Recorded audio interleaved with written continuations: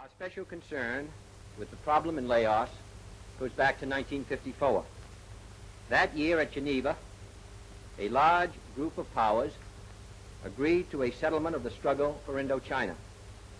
Laos was one of the new states which had recently emerged from the French Union, and it was the clear premise of the 1954 settlement that this new country would be neutral, free of external domination by anyone.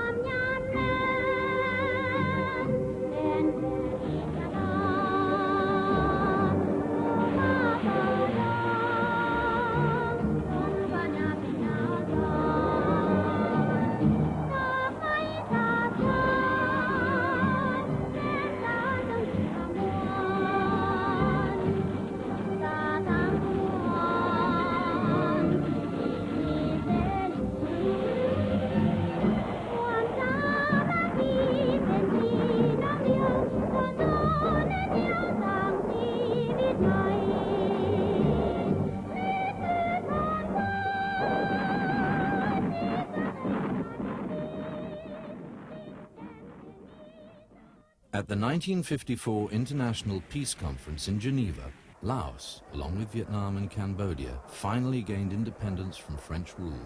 The catastrophic defeat of the French forces at Dien Bien Phu in northern Vietnam had signaled the end of 9 years of bitter conflict. The drive for independence throughout French Indochina had proved too strong to be contained by force of arms. After the conference, the British Foreign Minister, Sir Anthony Eden, expressed the hope that Laos should remain as an independent and neutral buffer. It was therefore essential that the United States should not attempt to establish any military influence. But by 1954, it was already too late.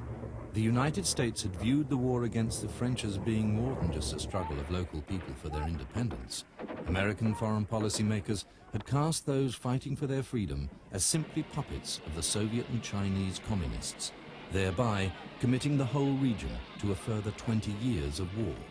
The United States had financed much of the French war effort, and in Washington, the Geneva settlement was viewed as a sellout to communism.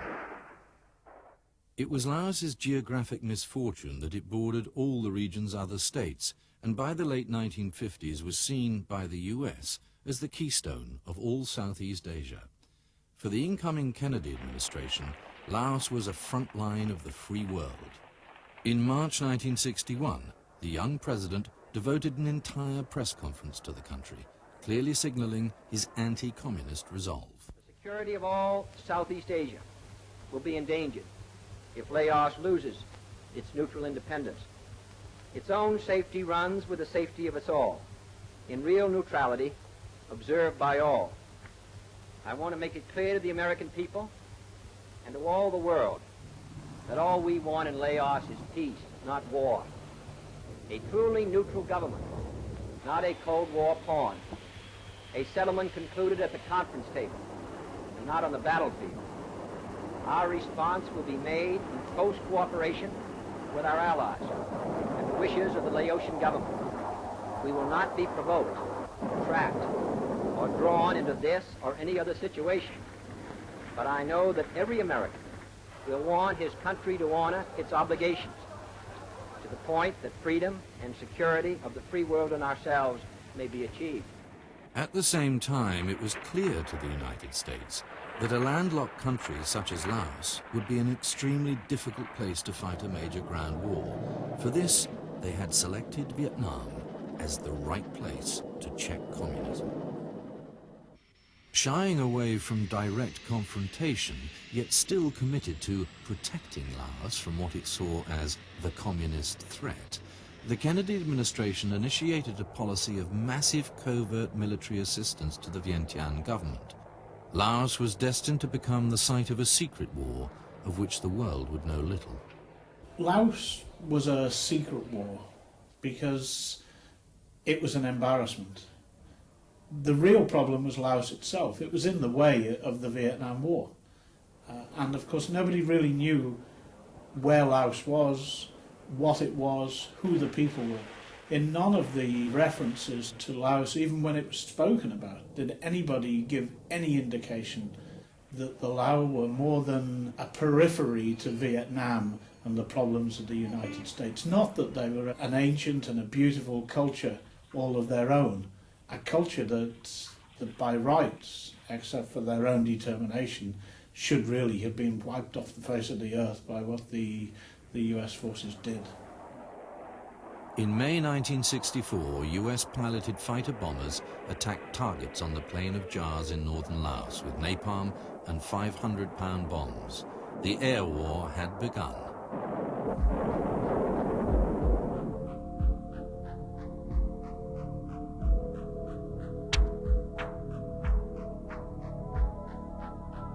Today, the plain of Jars still bears the marks of intense bombardment.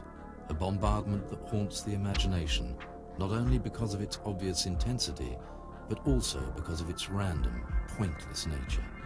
Vast grasslands and terrace paddies now resemble a man-made moonscape that reveals no logic or military significance. I'm now standing on the edge of a huge bomb crater that was probably created by something like a 3,000-pound bomb. Just driving up here today, it's one of many that still scarred the countryside some 20 years after the war finished. I mean, it's at least 20 yards across.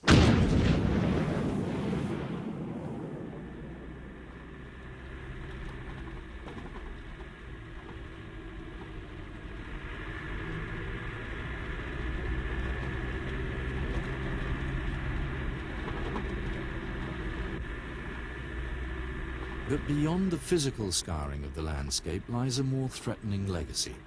Unexploded bombs and bomblets still litter the environment, posing enormous dangers for the population and their livestock. The British-based charity, the Mines Advisory Group, or MAG as it's known, was established to respond to the impact of mines and unexploded ordnance on civilian communities worldwide. In Laos, its teams of local technicians and British ordnance experts have been working since 1994 to rid the plain of Jars of its unexploded ordnance. Their work requires a high level of skill and careful planning. The lethal range of shrapnel from a 500-pound bomb, as in this case, is over half a mile, and the area has to be systematically evacuated and tightly sealed before a demolition can take place. What I've done is I've just put a charge on the back of the bomb, some TNT and some plastic. That's going to detonate the main filling in the bomb. Well,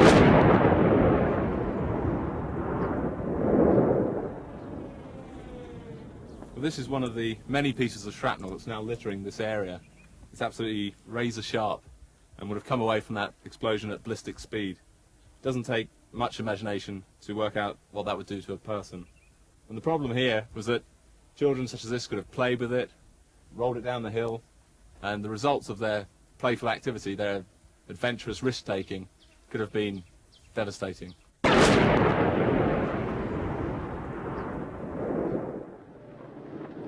As the war in neighboring Vietnam escalated in the mid-1960s, the importance of Laos to the North Vietnamese increased.